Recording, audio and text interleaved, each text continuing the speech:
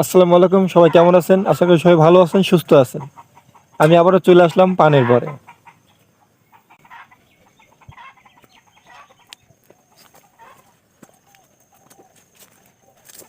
পানের বর, পানের বরটা হয় এক লতা পাতার মতো একদম। এই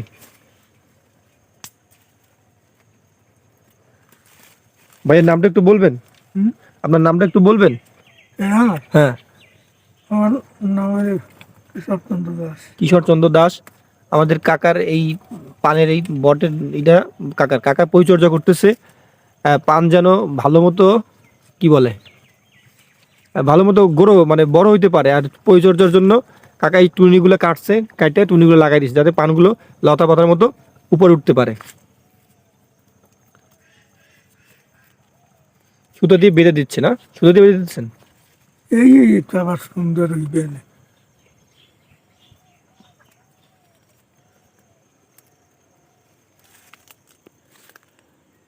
পান গাছ কার কার ভালো লাগে একটু কমেন্ট করে জানাবেন। হুম? আসলে আপনাদেরকে পান গাছ একটু ঘুরে দেখাই। আর আমি আসলে যেখানে আছি এই এই নল সিটির ভিতর পান পান বাগানের অভাব নেই। চারিদিকে শুধু পান আর পান। আমাদের এখানে বেশিরভাগ মানুষই পান পরিচর্যা করে, পান গাছ লাগায়। দেখবেন এখানে চারিদিকে পান দেখবেন। কোন দিকে? না, আমি তো গাছ দেখাইতেছি তো।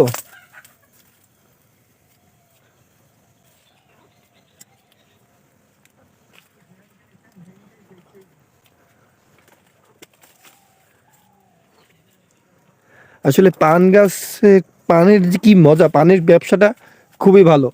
আমারও মন চাইতেছে যে আমি এখান থেকে ব্যবসা শুরু করি, চাকরিটা ছেড়ে পানের ব্যবসা করি। পানের ব্যবসা লাভ আছে। আমি পানের ব্যবসা করব, আপনাদেরকে পান খাওয়াবো। প্রতি পিস পান 5 টাকা করে। এগুলো কি পান গাছ? এটা মনে হচ্ছে না এটা পান গাছ। এটা ভেঙে গেছে। এটাও পান গাছ, কিন্তু আবহাওয়া খারাপের জন্য ভেঙে পড়ে গেছে। আর এই পাশের পানগুলো একদম ভালো আছে। এখানে পান গাছের সাথে সাথে মরিচ গাছও লাগানো হয়েছে। হুম, মরিচ।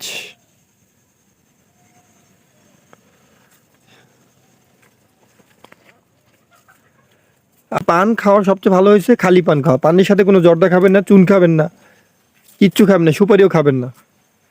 খালি পান খাবেন। খালি পান খেলে শরীরের জন্য অনেক ভালো। কি কন কাকা? আমি মনে করি খালি খালি পান চাবাই খাওয়া ভালো, শরীর স্বাস্থ্য ভালো থাকে। আমরা যদি পান দিয়া জর্দার মধ্যে চুন দিয়ে মিক্স করে খাই তাহলে কিন্তু এটা অনেক ক্ষতি। এটা জিভটার ছাল উঠে ফেলে, ভিতরে অনেক ক্ষতি করে। আমার বাড়ি বরিশাল। ঠিক আছে বন্ধুরা, ভিডিও আজকে এই পর্যন্ত। সবাই ভালো থাকবেন, সুস্থ থাকবেন। আল্লাহ হাফেজ।